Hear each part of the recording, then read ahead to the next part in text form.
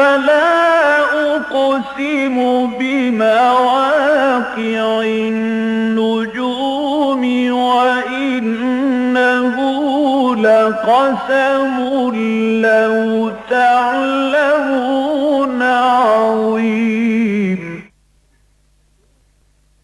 إنه لقرآن كريم في كتاب مكنون لا يمسه إلا المطهرون تنزيل من رب العالمين.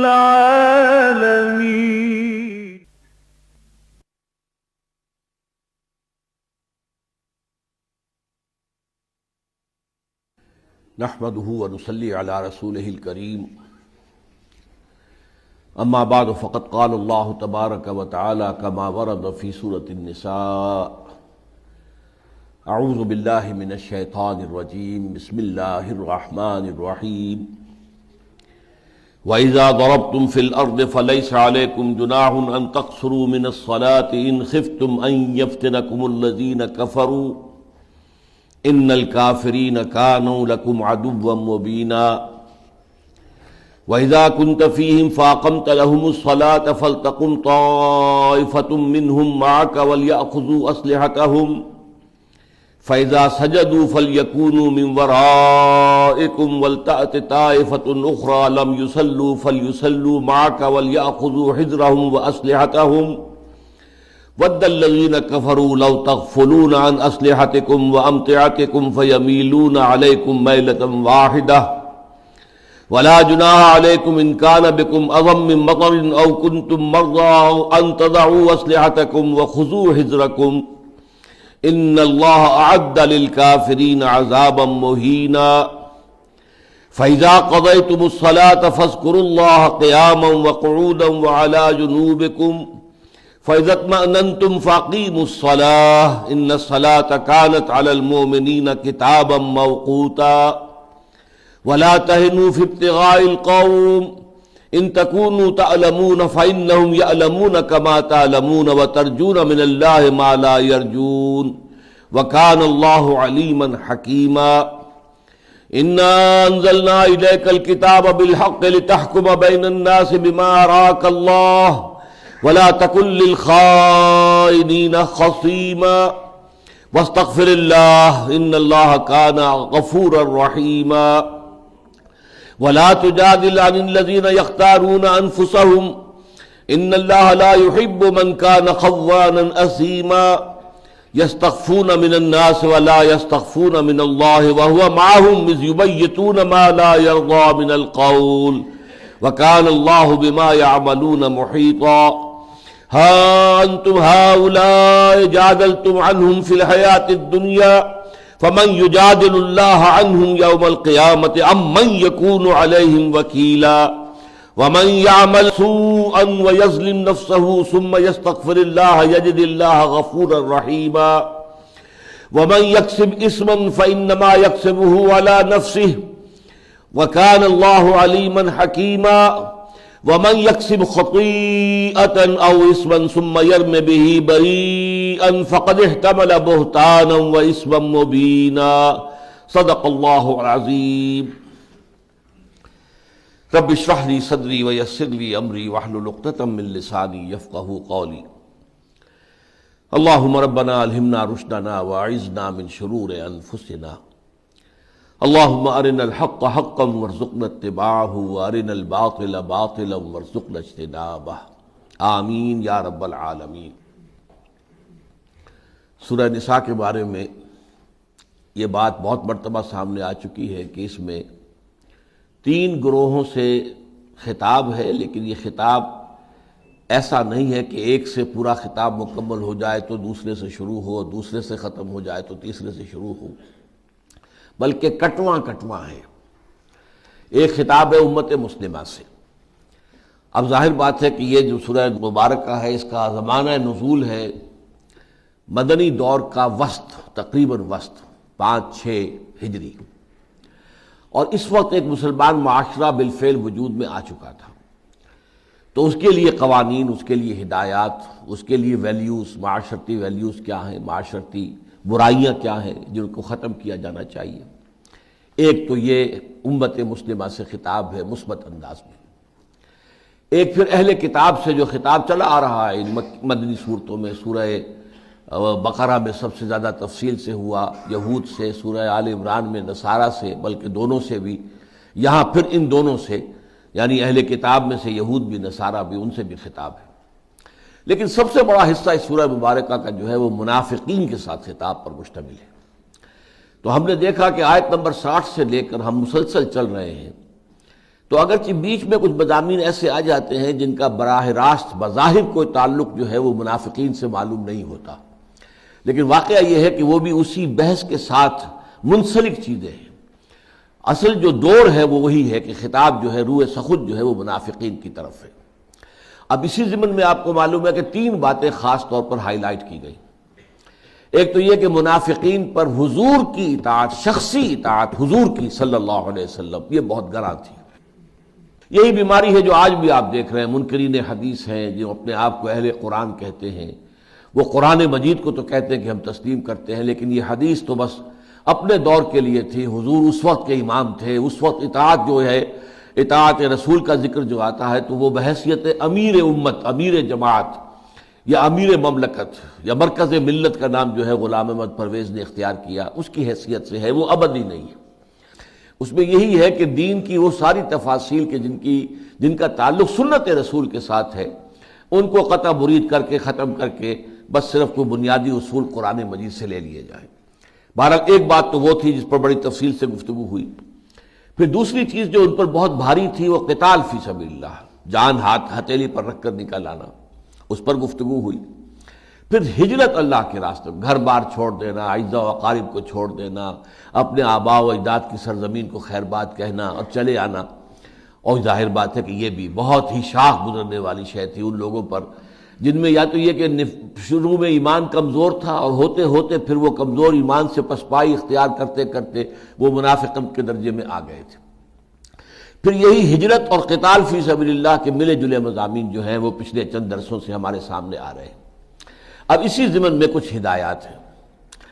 فرمایا وَإِذَا ضَرَبْتُمْ فِي الْأَرْضِ فَلَيْسَ عَلَيْكُمْ جُنَاحٌ أَن تَقْصُرُوا مِنَ الصَّلَاةِ، اے مسلمانوں جب تم زمین میں سفر پر نکلو تو تم پر کوئی گناہ نہیں ہے، کوئی تم پر گرفت نہیں ہوگی اگر تم کم کر لو، نماز میں کمی کر لو، قصر کر لو۔ ان خفتم ان یفتنکم الذین کفروا، اگر تمہیں یہ اندیشہ ہو کہ تم کو فتنے میں مبتلا کر دیں گے کافر لوگ، یعنی یہ کہ اگر نماز پوری پڑھی جا رہی ہے، اہتمام سے پڑھی جا رہی ہے، تو دشمنوں کو موقع مل جائے گا کہ وہ آ کر حملہ آور ہوں اور تمہیں شدید نقصان پہنچائیں۔ تو اس حالت میں تمہارے لیے اجازت ہے کہ تم چاہو، تمہارے لیے یہ کہ تم نماز کم کر دو۔ ان الکافرین کانوا لکم عدوا مبینا، یقیناً کافر تو تمہارے کھلے دشمن ہیں ہی، وہ تو گھات میں ہیں، جو بھی موقع انہیں مل جائے گا اس سے انہوں نے فائدہ اٹھانا ہے۔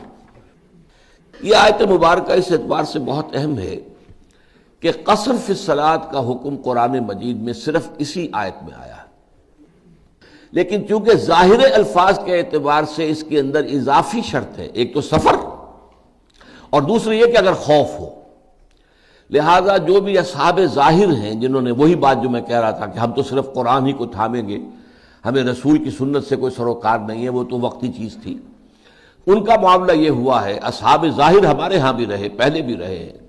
ابن حزم ظاہری، ان کا نام ہی جو ہے اس فرقے کا یا اس مکتب فکر کا ظاہریہ ہے، ظاہر پر بات کرنے والے، ظاہر پر چلنے والے۔ اور پھر خوارج جنہوں نے کہا تھا کہ ہمارے لیے تو بس قرآن کافی ہے۔ تو ان سب کے نزدیک قصر جو ہے وہ نماز میں صرف حالت خوف میں ہوگی، اس لیے کہ یہاں پر یہ شرط ہے، اور دوسرے یہ کہ اجازت دی گئی ہے، تو اس میں کوئی حکم نہیں دیا گیا ہے۔ فَلَيْسَ عَلَيْكُمْ جُنَاحٌ، کوئی حرج نہیں ہے، تم پر کوئی گرفت نہیں ہوگی، کوئی ملامت نہیں ہوگی، تمہیں پر کوئی گناہ نہیں آئے گا اگر تم کمی کر لو نماز میں۔ قصر کہتے ہیں کم کرنا، قصور آپ کی طرف سے جو کمی رہ گئی ہو، تقصیر اسی سے بنا ہے، تقصیر کی میں اپنی تقصیر کی معافی چاہتا ہوں، مجھ سے جو کمی رہ گئی ہے میں اس کی معافی چاہتا ہوں، قصر۔ تو یہ جو لفظ ہے قصر، کاف اور سین کے ساتھ آئے گا تب بھی کسی چیز کی کمی ہونا ہے، کسر ہے، کسر اور ان کے ساتھ. تو یہ یوں سمجھیے کہ حکمت لغہ جو ہے، زبان کی جو حکمت ہے کہ الفاظ قریب قریب کے جو ہوتے ہیں، خسر، خے سین رے یہ بھی، اور خا صاد را خسر یہ بھی جو ہے، یہ تمام کی تمام اختصار، کم کرنا، مختصر کر دینا. تو قصر ہو، خسر ہو، کسر ہو، یہ سب کے سب جو الفاظ ہیں جو کچھ ہم وزن سے بھی ہیں اور جو ایک اپنے آواز کے ساؤنڈ کے اعتبار سے بھی ایک دوسرے سے قریب ہیں، اس کا جو مادہ ہے وہ ایک دوسرے سے قریب ہے، تو ان کا مفہوم ایک ہی ہے. تو ان تقصروا من الصلاۃ ان خفتم ان یفتنکم الذین کفروا، اگر تمہیں یہ اندیشہ ہو کہ تمہیں فتنے میں ڈال دیں گے، تمہیں مصیبت میں مبتلا کر دیں گے کافر. ان الکافرین کانوا لکم عدوا مبینا، اور یہ تو بات واضح ہے کہ کافر تو تمہارے کھلے دشمن ہیں، ہر وقت گھات میں ہیں، موقع دیکھتے ہیں.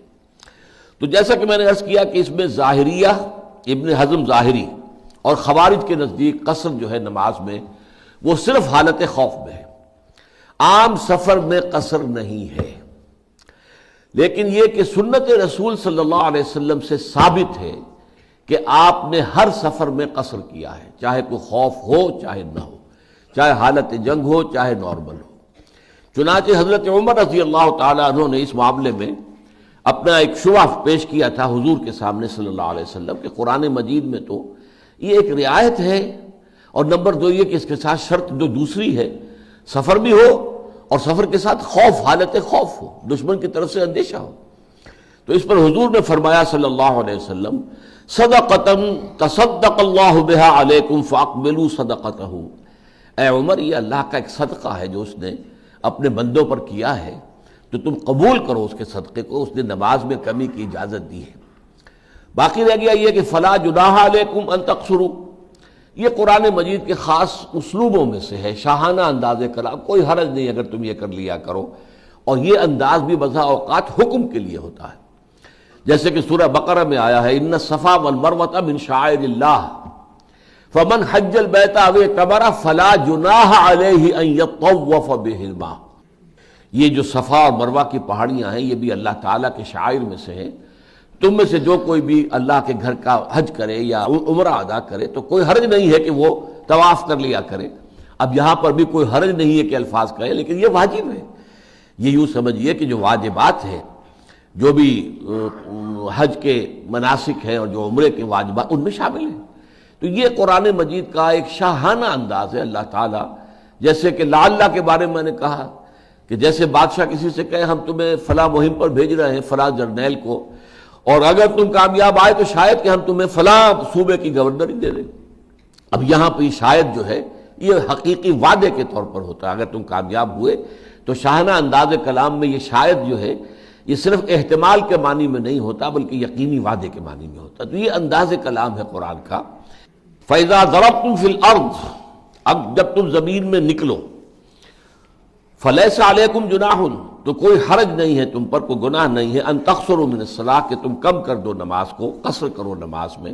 ان خفتم ان یفتنکم الذین کفروا، اگر تمہیں اندیشہ ہو کہ تم وہ دشمن جو ہے وہ فتنے میں مبتلا کر دیں گے. ان الکافرین کان لکم عدوا مبینا، یقیناً کافر تو تمہارے کھلے دشمن ہیں.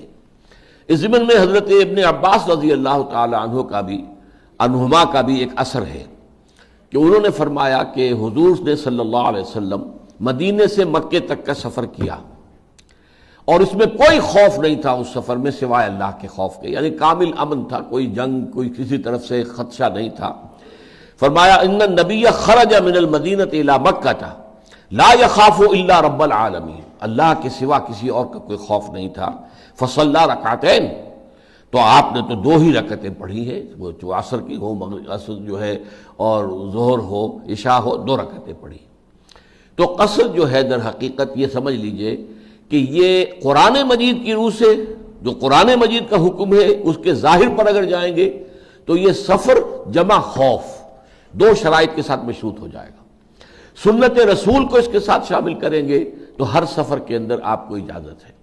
باقی اب اس کی تفاصیل ہے. احناف کے نزدیک یہ جو ہے قصر یہ واجب ہے، یعنی اگر آپ نے قصر نہیں کیا تو گویا کہ آپ کی نماز نہیں ہوئی. آپ نے عصر کی 4 رکعتیں پڑھ لی ہیں تو آپ کی نماز نہیں ہوئی، لوٹائیے اور 2 رکعتیں پڑھیے. بعض کے نزدیک جیسے کہ امام شافعی رحمۃ اللہ علیہ ہے کہ یہ واجب نہیں ہے، البتہ نہ کرنا مکروہ ہے، کہ اللہ تعالیٰ کی طرف سے ایک رعایت ہے اور آپ اس رعایت سے فائدہ نہیں اٹھانا چاہ رہے، اس میں گویا کہ ایک طرح کا تکبر سا ہے اپنی اللہ تعالیٰ کی شان میں کہ سامنے جو ہے گستاخی کا سا انداز ہے، مکروہ ہے، لیکن واجب نہیں ہے۔ اگر آپ نے پوری نماز پڑھ لی تو نماز ادا ہو جائے۔ اب یہ فقہی اختلافات ہیں جو چلتے ہیں۔ پھر یہ کہ قصر کیسے ہوگی؟ ظاہر بات ہے کہ صرف 4 رکعتوں والی نماز میں قصر ہے، 2 رکعتیں آپ کر لیں گے۔ مغرب کی نماز میں قصر کی کوئی شکل نہیں ہے، 3 رکعتیں رہے گی۔ فجر کی ہے ہی 2، وہ 2 کی 2 رہیں گی۔ پھر اس کے ساتھ یہ مسئلہ یہ اٹھتا ہے کہ آیا صرف فرائض کے اندر یہ قصر ہوگا یا یہ سنن اور نوافل وغیرہ جو ہیں وہ بھی؟ اب اس میں بھی بہت سی رائے ہیں۔ بعض کے نزدیک جو ہے جب فرض ہی کے اندر قصر ہو گیا تو پھر سنت اور نفل جو ہے وہ تو ظاہر بات ہے کہ اس سے بہت کم تر درجے کی چیزیں ہیں، ان میں از خود ہو جائے گا، وہ گویا کہ ساقط ہو جاتی ہیں، ان کی ضرورت ہی نہیں ہے۔ بعض کے نزدیک یہ ہے کہ نہیں، اگر موقع ہے، اگر تو عین حالت سفر میں ہیں، آپ جا رہے ہیں تو ٹھیک ہے آپ نہ پڑھیں، لیکن یہ کہ اگر کہیں جا کر قیام ہو گیا، رات کو پڑاؤ ڈال لیا ہے، اب عشاء کی نماز آپ پڑھ رہے ہیں، اب آپ کو یہاں پر وہ سفر کی جو ہوتی ہے وہ کیفیت جو ہے بے اطمینانی کی وہ نہیں ہے، آپ نے یہاں پہ پڑاؤ ڈالا ہے، آپ نے خیمہ لگا لیا ہے یہاں، تو آپ نماز جو ہے اس کے اندر آپ سنت نفل پڑھ لیں۔ تو یہ مختلف آراء ہے کہ جو فقہی اختلافات ہیں۔ پھر کتنے سفر پر قصر ہوگا؟ تو اکثر و بیشتر یہ ہے کہ 48 میل یا بعض حضرات کے نزدیک 56 میل، اور بعض حضرات کہتے ہیں کہ مطلقاً جس پر سفر کا اطلاق ہو سکے، سفر کی کیفیت طاری ہو جائے انسان پر، کوئی حد معین نہیں ہے۔ لیکن یہ ساری جیسا کہ میں نے آپ کو بتایا یہ ہے فقہی تفصیلات، اور ہمارا یہ درس جو ہے درس قرآن ہے، درس فقہ نہیں ہے۔ البتہ یہ بات واضح ہو جانی چاہیے کہ ہمارے نزدیک ہمارے دین کی بنیادوں میں جیسے قرآن ہے ویسے ہی سنت ہے۔ Independent source of sharia, Quran is independent source of sharia as well as sunnah is independent source of sharia. یہ ضرور ہے کہ جو سنت ہے حضور صلی اللہ علیہ وسلم کی، وہ قرآن کے کسی حکم کو ساقط نہیں کر سکتی، اس کی نفی نہیں کر سکتی، اس کے اندر بنیادی رد و بدل نہیں کر سکتی، لیکن سنت کیا کر سکتی ہے؟ نمبر 1، قرآن پر اضافہ کر سکتی ہے۔ مثلا ہم نے پڑھا اسی سورہ مبارکہ میں کہ تمہارے لیے جائز نہیں ہے کہ 2 بہنوں کو تم ایک ہی وقت میں اپنے نکاح میں رکھو، ان تجمعوا بین الاختین، 2 بہنوں کو تم ایک وقت اپنے نکاح میں رکھو، یہ حرام ہے۔ حضور نے اس کی توسیع کر دی۔ یہی حکم جو ہے خالہ بھانجی کا بھی ہوگا اور یہی حکم پھپھی بھتیجی کا بھی ہوگا۔ تو یہ ایک اس اضافہ ہے، اس کی توسیع ہے، حکم کے اندر کوئی تبدیلی نہیں ہے۔ کہیں ایسا ہوتا ہے کہ قرآن نے کسی چیز کو عام بیان کیا ہے، اسے سنت خاص کر دیتی ہے۔ جیسے زنا کا جو حکم ہے 100 کوڑے، یہ قرآن نے عام بیان کیا ہے، لیکن سنت رسول صلی اللہ علیہ وسلم نے اس کو خاص کر دیا کہ یہ غیر شادی شدہ زانی اور زانیہ کی سزا ہے، شادی شدہ زانی اور زانیہ جو ہے اس کے سزا رجم ہے۔ تو قرآن پر اضافہ ہو سکتا ہے، قرآن کے خاص کو عام کیا جا سکتا ہے، قرآن کے عام کو خاص کیا جا سکتا ہے، یہ تو سنت رسول کا حق ہے، لیکن سنت جو ہے وہ کہیں قرآن مجید کی کسی شے کی مطلقاً نفی نہیں کر سکتی۔ تو یہاں پر بھی جیسا کہ میں نے کہا کہ ایک اضافہ ہے کہ اللہ تعالیٰ کی طرف سے یہ ہدیہ ہے تمہارے لیے، یہ تحفہ ہے، صدقہ ہے، اس کو قبول کرو خوش دلی کے ساتھ۔ تو اس میں یہ ہے کہ وہ قصر کرنا چاہیے۔ البتہ یہ کہ باقی تفاصیل جیسا کہ میں نے عرض کیا اس کی مختلف شکلیں ہو سکتی ہیں، تو مختلف شکلوں کا معاملہ جو ہے وہ پھر فقہاء کے آپس کے استنباطات جو ہے ان کے مختلف جو اصول ہیں، طریقے ہیں، اس کے پر مبنی ہے۔ وَإِذَا كُنْتَ فِيهِمْ، اور اے نبی جب آپ ان میں موجود ہوں۔ دیکھیے کہ سفر میں خاص طور پر جبکہ خوف، اب اس حالت خوف کی نماز کا جو ہے وہ بیان ہو رہا ہے۔ حالت خوف میں یہ بھی ہو سکتا ہے کہ بالکل جماعت جو ہے سرے سے ساقط ہو جائے، نماز ساقط ہو جائے، جیسے کہ غزوہ خندق میں ہوا ہے، نمازیں کئی قضا ہوئی ہیں۔ اگر اس درجے ہے، مارکا برپا ہے، گھمسان کا جو ہے کوئی معاملہ ہے، بہت ہی کریٹیکل ٹائم ہے، تو ظاہر بات ہے نماز مؤخر ہو سکتی۔ لیکن یہ کہ اگر اس سے کمتر کا معاملہ ہے تو جس سے بہتر شکل میں ادا کی جا سکتی ہو نماز ادا کی جائے، اس لیے کہ نماز بہرحال اللہ تعالیٰ کی طرف سے فرض ہے اور اوقات کے تعین کے ساتھ فرض ہے۔ فجر اپنے وقت پر فرض ہے، ظہر اپنے وقت میں فرض ہے، عصر اپنے وقت میں فرض ہے، مغرب اپنے وقت میں فرض ہے، عشاء اپنے وقت میں فرض ہے۔ کتاب موقوتہ بھی آ جائے گا آگے کہ یہ تو جو کتاب اللہ تعالیٰ کی طرف سے جو لکھا ہوا فیصلہ ہے نماز کے بارے میں، یہ وقت کے ساتھ منسلک ہے۔ لیکن نماز میں ہر جگہ صورت مختلف ہو سکتی ہے. ایسا ہے حالت خوف ہے، سفر بھی کر رہے ہیں اور سواریوں پر جائیں، سواریوں پر نماز پڑھ لی جائے. اور جو ہے آپ جس طریقے سے بھی کر سکتے ہو علیحدہ علیحدہ پڑھ لیں. لیکن ایک خاص صورتحال ایسی ہو سکتی ہے کہ اگرچہ جنگ ہے، حالت جنگ ہے، لیکن یہ کہ مسلمانوں کا جتھا بھی ایک جگہ پر موجود ہے، ایک جماعت ہے، ایک گروہ ہے، اور پھر حضور بھی اس میں موجود ہے. اب ظاہر بات ہے کہ حضور موجود ہے تو امامت کوئی اور تو نہیں کر سکتا، امامت حضور کرائیں گے. اور کوئی بھی مسلمان اس کو پسند نہیں کرے گا کہ وہ حضور کی امامت کو چھوڑ کر کسی اور کی امامت میں نماز ادا کرے. اس پیچیدگی کا حل ہے جو اس آیت میں دیا گیا ہے. وَإِذَا كُنْتَ فِيهِمْ، ارے نبی جب آپ ان میں موجود ہوں، فَأَقَمْتَ لَهُمُ الصَّلَاةَ، اور آپ ان کے لیے نماز قائم کریں، فَلْتَقُمْ طَائِفَةٌ مِّنْهُمْ مَعَكَ، تو چاہیے کہ ان میں سے ایک گروہ آپ کے ساتھ کھڑا ہو جائے. وَلْيَأْخُذُوا أَسْلِحَتَهُمْ، لیکن اس حال میں بھی وہ اپنا اسلحہ ساتھ رکھیں. فَإِذَا سَجَدُوا، جب وہ نماز پڑھ لیں، فَلْيَكُونُوا مِنْ وَرَائِكُمْ، تو چاہیے کہ وہ پھر پیچھے چلے جائیں. وَلْتَأْتِ طَائِفَةٌ أُخْرَىٰ، اور اب دوسرا گروہ آ جائے، لَمْ يُصَلُّوا، جنہوں نے ابھی نماز نہیں پڑھی، فَلْيُصَلُّوا مَعَكَ، اب وہ نماز پڑھیں آپ کے ساتھ. وَلْيَأْخُذُوا حِذْرَهُمْ وَأَسْلِحَتَهُمْ، اور چاہیے کہ وہ اپنے بچاؤ کا سامان اور اپنا اسلحہ ساتھ رکھیں. وَدَّ الَّذِينَ كَفَرُوا لَوْ تَغْفُلُونَ عَنْ أَسْلِحَتِكُمْ وَأَمْتِعَتِكُمْ فَيَمِيلُونَ عَلَيْكُمْ مَيْلَةً وَاحِدَةً، اور یقیناً کافر تو یہ چاہتے ہیں کہ کوئی ایسی شکل ہو کہ تم اپنے ساز و سامان اور اپنے اسلحہ سے غافل ہو جاؤ، پھر وہ تم پر یکبارگی ٹوٹ پڑے. اب یہ کیفیت کیا ہے، اس کی مختلف شکلیں آئی ہیں، لیکن جو سب سے زیادہ موضوع سمجھ میں آتی ہے بات وہ کیا ہے کہ 2 رکعت نماز پڑھنی ہے. حضور بھی قصر کر رہے ہیں اور صحابہ بھی قصر کر رہے ہیں. تو حضور نے نیت باندھی اور آدھی جماعت جو ہے، آدھی نفری، وہ حضور کے پیچھے جماعت میں کھڑی ہو گئی. 1 رکعت ادا کر کے حضور اب اٹھے نہیں، بیٹھے ہی رہے. لیکن یہ کہ دوسرے باقی جو پیچھے ہیں ان سب نے کھڑے ہو کر 1 رکعت اور ادا کر بھی سلام پھر اور چلے گئے. حضور ابھی اسی حالت نماز کے اندر ہے، تشریف فرما ہے. اب جب وہ پہلا گروہ چلا گیا، اس کی 2 رکعتیں ہو گئی، ایک حضور کے پیچھے اور ایک اس نے انڈیپینڈنٹلی اپنے طور پر پڑھی ہے. اب بقیہ فوج آئے گی، بقیہ لوگ آ جائیں گے، وہ اب ان کی جگہ لیں گے. اب حضور دوسری رکعت پڑھیں گے، تو گویا کہ اب ان کو 1 رکعت حضور کے ساتھ مل گئی، اور اس کے بعد حضور جو ہے 1 رکعت پڑھنے کے بعد سلام پھیر دیں گے. آپ کی 2 رکعتیں مکمل ہو گئیں، اور پیچھے جو جماعت ہے وہ 1 رکعت اپنے طور پر ادا کر کے 2 رکعتیں پوری کر لیں گی. اس کی شکلیں کچھ اور بھی بیان کی گئی ہیں. بعض لوگوں نے کہا کہ حضور 4 رکعتیں پڑھیں اور صحابہ جو ہیں پیچھے وہ 2 رکعتیں پڑھیں. لیکن اس صورت میں پھر یہ ہے کہ وہ قصر کا حکم جو ہے تو پھر وہ حضور کا اس پر عمل نہیں ہوگا. حضور پر بھی قصر اسی طریقے سے ہے جس کو حنفیہ کے نزدیک تو واجب ہے، لازم ہے، اور باقی کے نزدیک بھی اگر نہ کرے تو گویا کہ ایک کفران نعمت ہے، اللہ تعالیٰ کی نعمت کو ٹھکرانے کے معنی میں ہے، تو مکروہ ہے. اس لحاظ سے بہترین شکل وہی سمجھ میں آتی ہے جو میں نے آپ کے سامنے رکھی کہ حضور کے ساتھ ایک گروہ نے نیت باندھ لی، 1 رکعت پڑھ لی. اب حضور کے بعد حضور جو ہے اس رکعت کو پورا کر کے تشریف فرما رہے، آپ نے سلام نہیں پھیرا. باقی لوگ کھڑے ہو گئے، انہوں نے اپنی دوسری رکعت اپنے طور پر پڑھ لی، سلام پھیرا اور چلے گئے. اب وہ پیچھے چلے گئے، اب وہ محافظ ہیں. بقیہ جو فوج تھی جو رہ گئی تھی وہ آگے آئی اور اس نے آ کر حضور کے پیچھے صف بندی کی. اب حضور نے کھڑے ہو کر 1 رکعت نماز جو ہے مزید اپنی جو رہ گئی تھی پڑھی. تو یہ گویا کہ بقیہ فوج کو ان کے ساتھ ان کی امامت میں رکعت مل گئی. اب اس کے بعد حضور نے 1 رکعت پڑھنے کے بعد جو ہے چونکہ 2 آپ کی ہو گئی، آپ نے سلام پھیر دیا، لیکن یہ کہ باقی سب حضرات جو ہے مقتدی وہ کھڑے ہو گئے، انہوں نے اپنی 1 رکعت اور پڑھ لی اور ان کو سلام پھیر دیا. تو یہ معلوم. اب لیکن اس میں جو زور دیا جا رہا ہے کہ وہ اپنا اسلحہ ساتھ رکھے، اس لیے کہ حالات بہت ہی یوں سمجھیے کہ ایک ایمرجنسی کے حالات تھے، بہت کسی وقت بھی کوئی صورتحال پیش آ سکتی تھی. اب ظاہر بات ہے کہ اگر حملہ ہو جاتا ہے نماز میں تو نماز تو آپ کو توڑ دینی پڑے گی، اگرچہ وہ نماز توڑی ہوئی تصور نہیں کی جاتی. وہ گویا کہ نماز ہی کے اندر آپ کا پورا عمل ہوگا جو آپ کر رہے ہیں، جیسے اس سے فارغ ہو پھر نماز پوری کریں.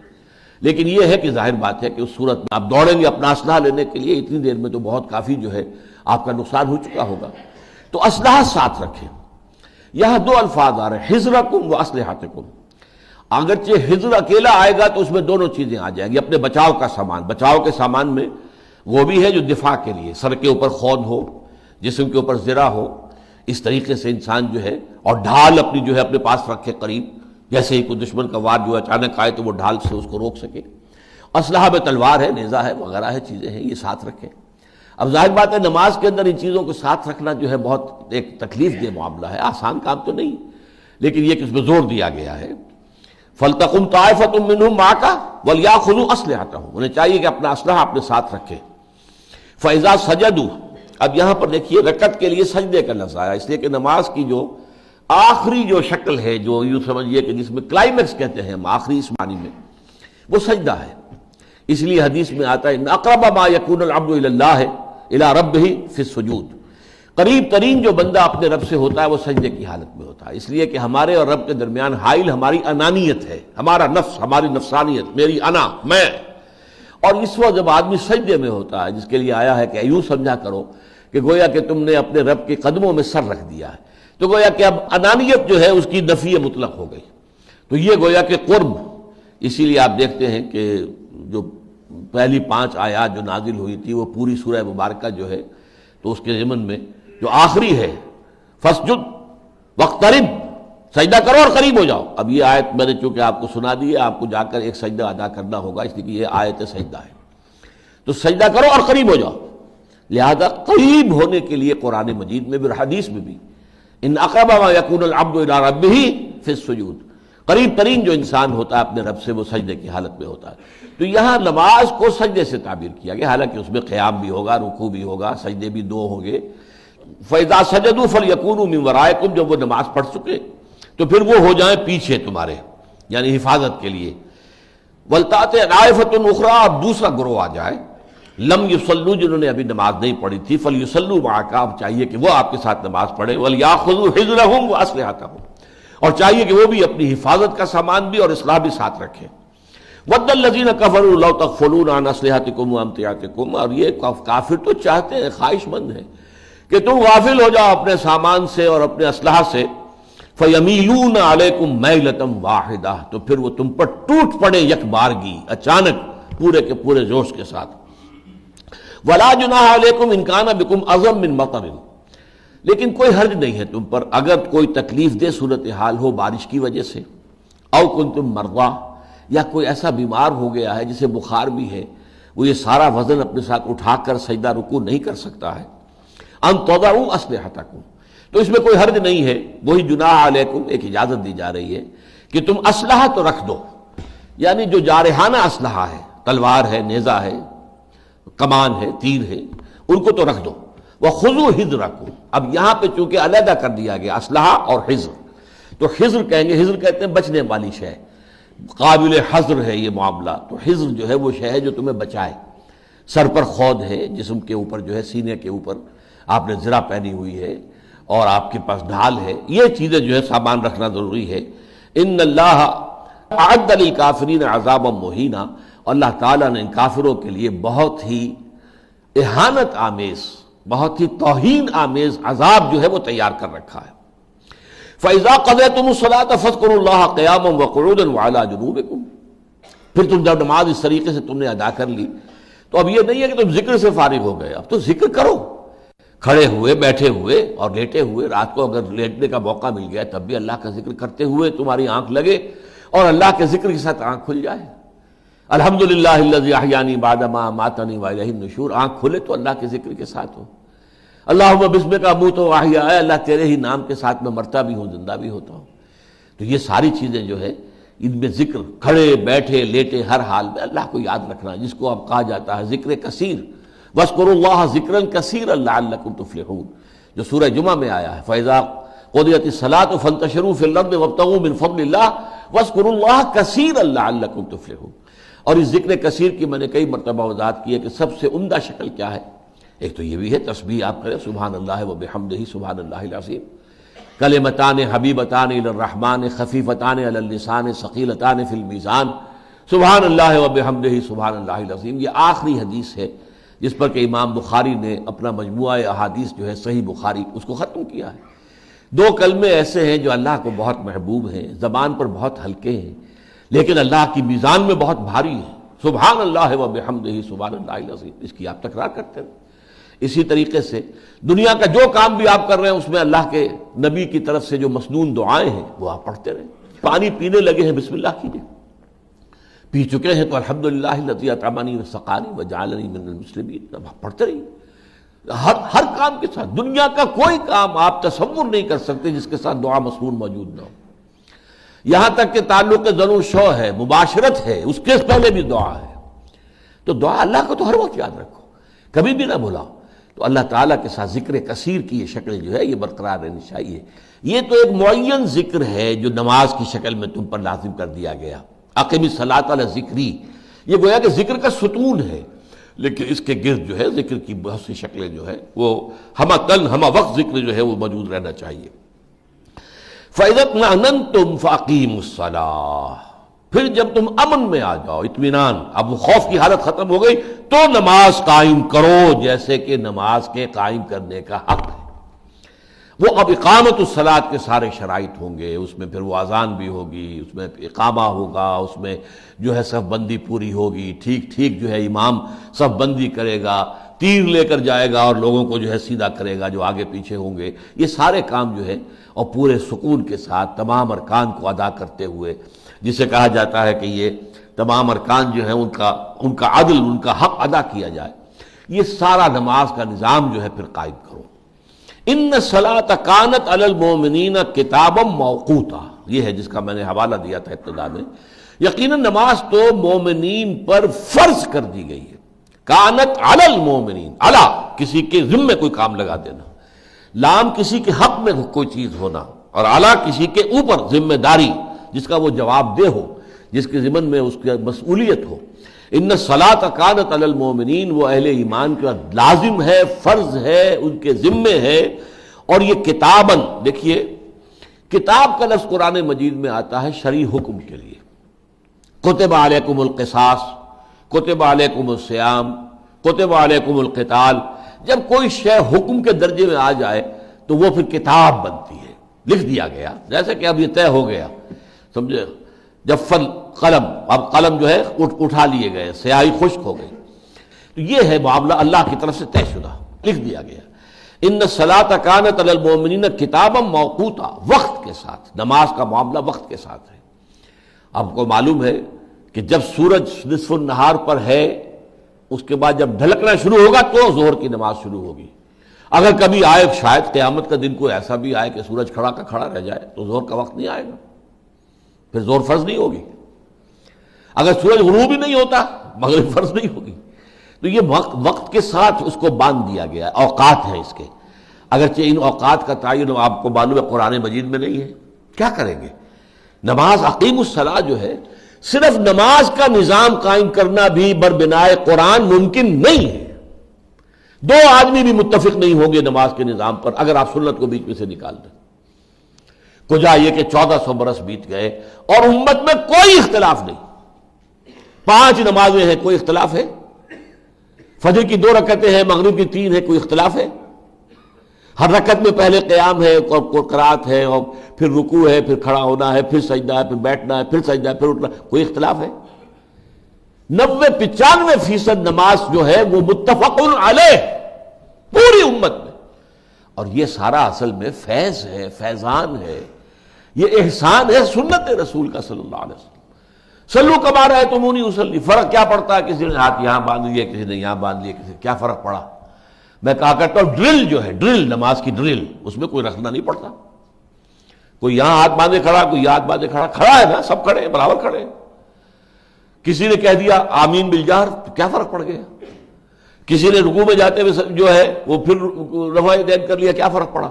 وہ ڈرل جو ہے، پیریڈ جو ہے نماز کی، اس میں کہیں رکھنا واقع نہیں ہوتا۔ اس کا سب سے پہلا تاثر مجھے یوں سمجھیے کہ آج سے 40-42 سال قبل جو ہے پہلے حج کے موقع پر سن 62 میں ہوا، میں حیران منظر دیکھا میں نے کہ ہر طرح کا مسلمان موجود ہے یہاں، کالے موجود ہیں، حبشی موجود ہیں، زرد منہ موجود ہیں، جاوا اور سماٹرا کے لوگ موجود ہیں، اور یورپ کے لوگ موجود ہیں، عرب کے لوگ موجود ہیں، ہندی ہیں، سب لیکن یہاں پہ اور مسلک حنفی، مالکی، شافعی، حنبلی، جعفری، شیعہ، یہ، لیکن نماز کا جو ہے وہ ٹوٹتا ہی نہیں نظام۔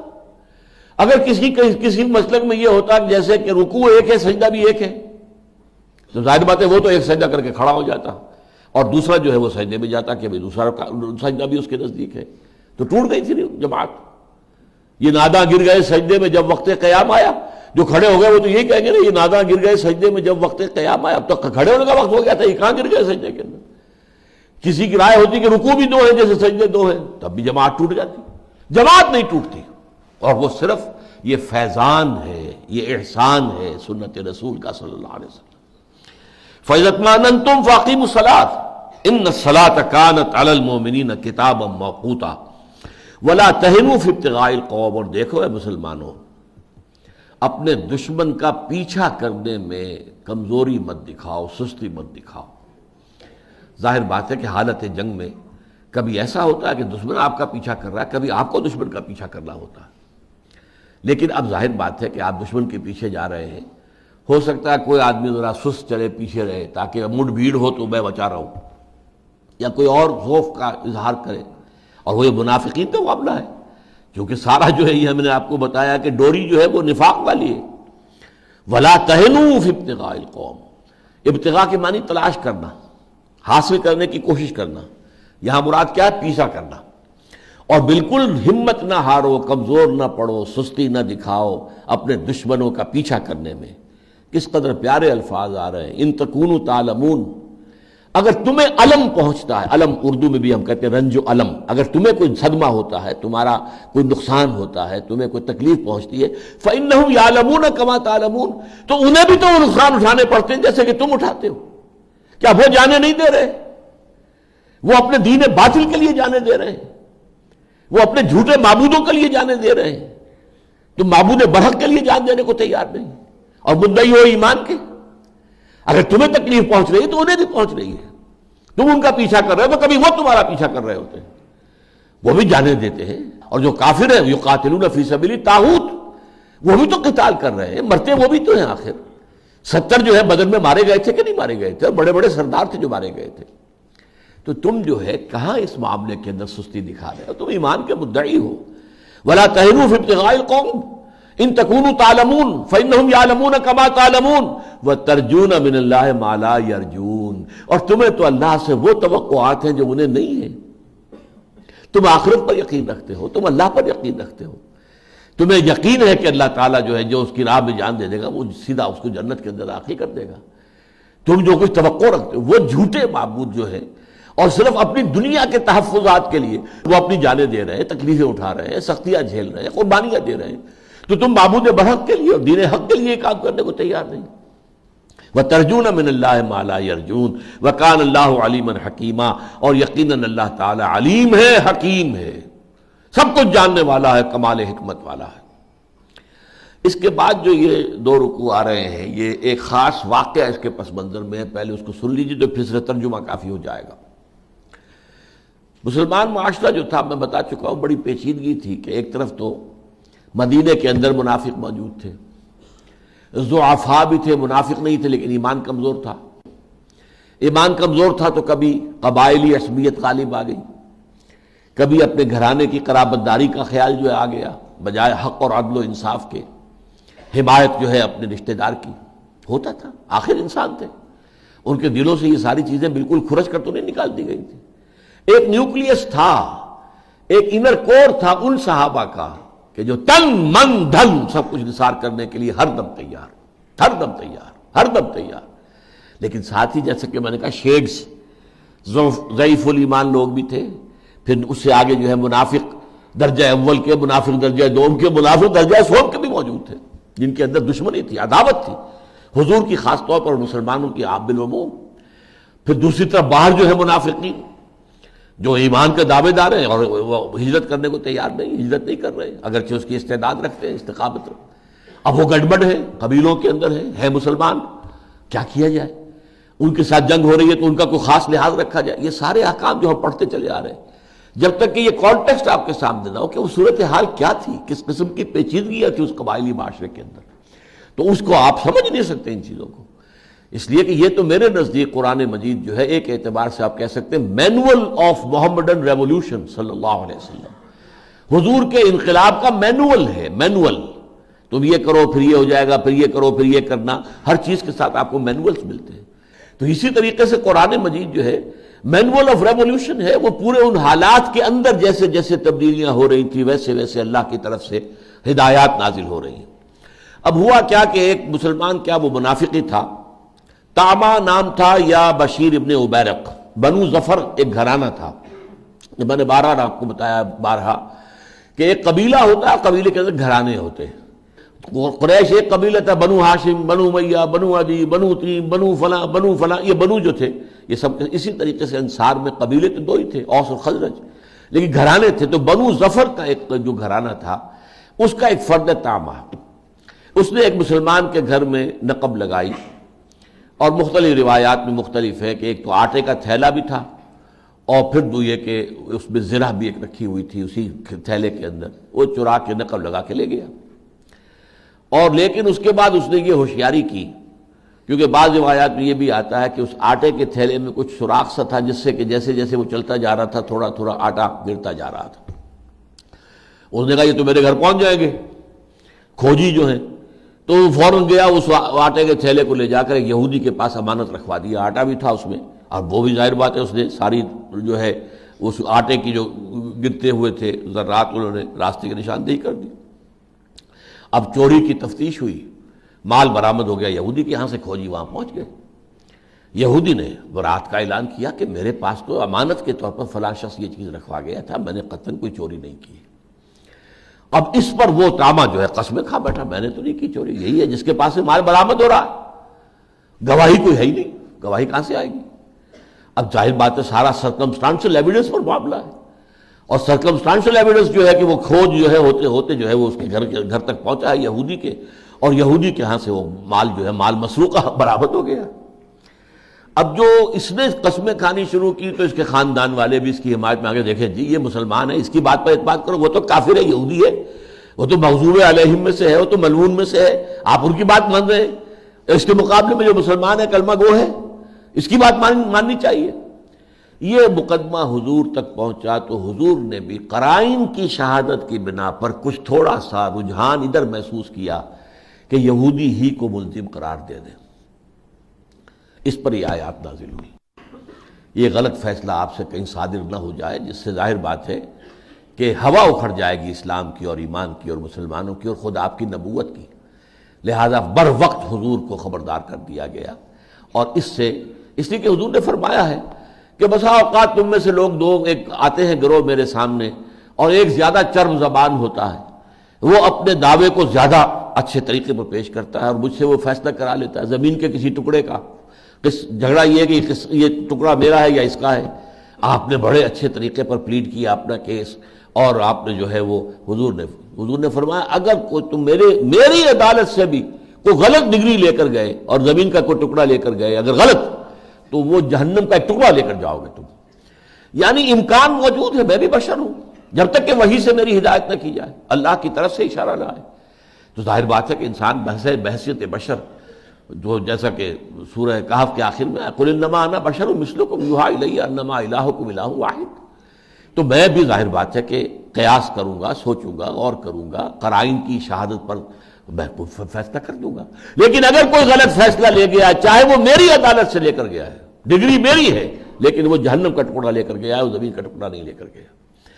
تو فرمایا انا انزلنا الیک الکتاب بالحق لتحکم بین الناس بما اراک اللہ، اے نبی ہم نے آپ پر یہ کتاب نازل کی ہے حق کے ساتھ، تاکہ آپ فیصلہ کریں لوگوں کے مابین اس چیز کے مطابق جو اللہ آپ کو دکھا دے۔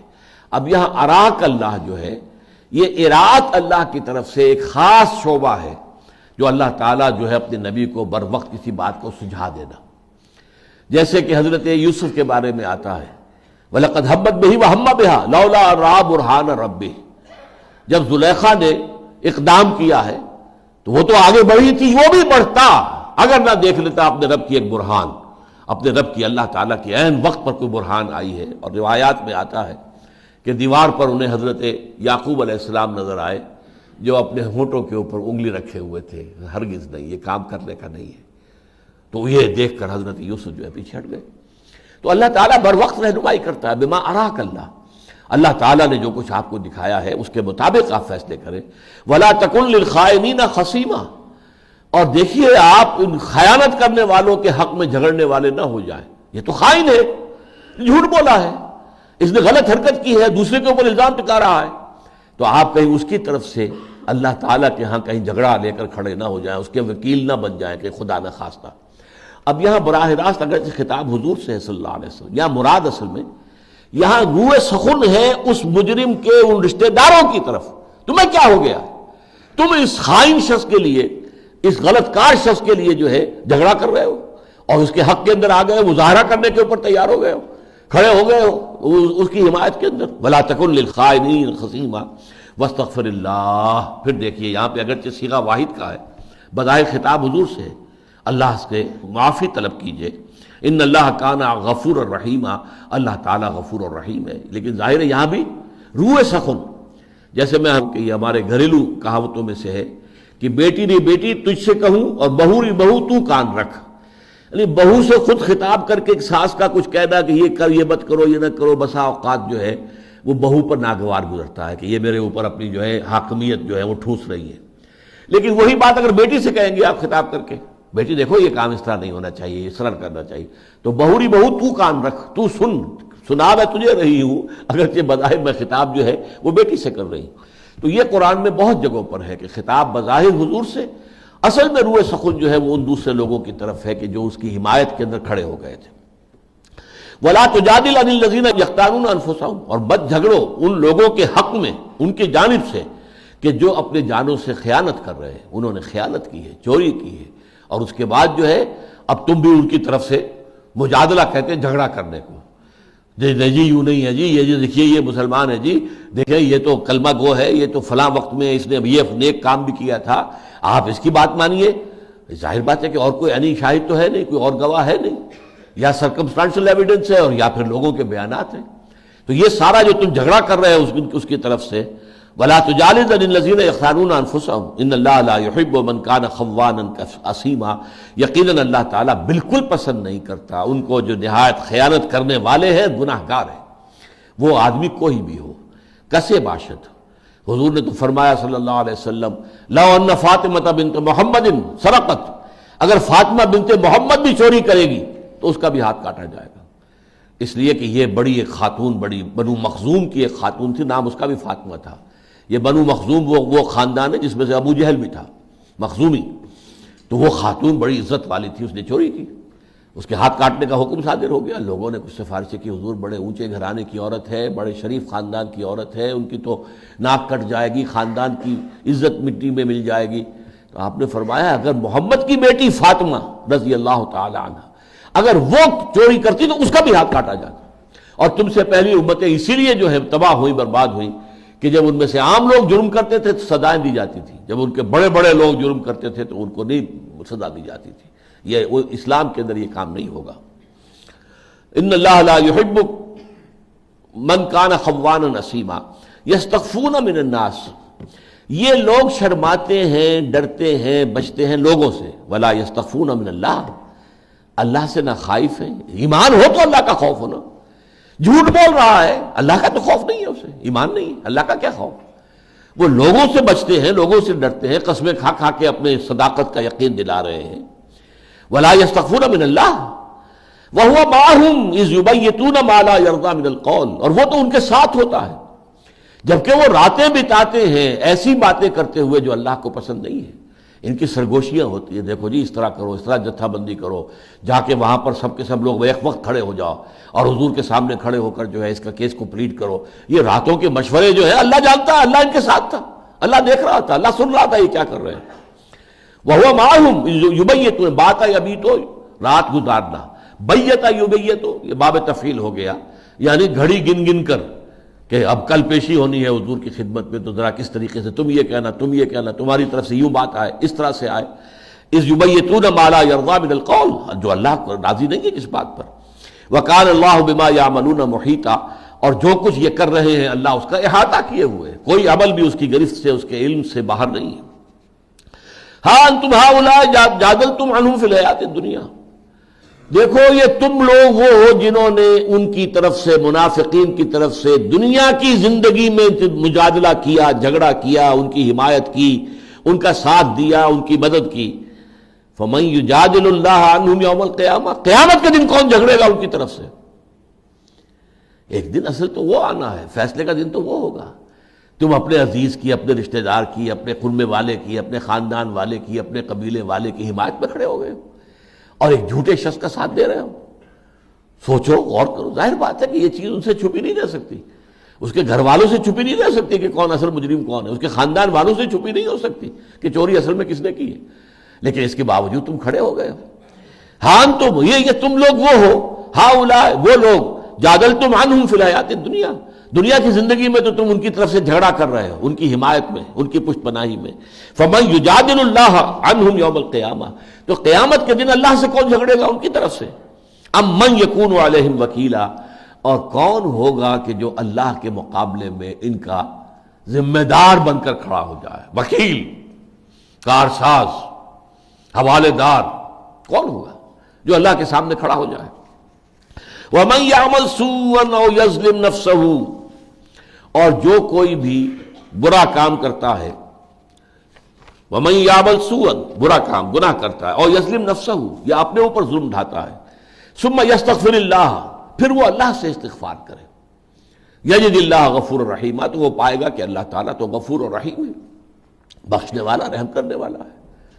یہاں تو اس قدر توبہ کا دروازہ کھلا ہے، میں نے ایک مرتبہ پورا درس اسی موضوع پر دیا تھا یہاں۔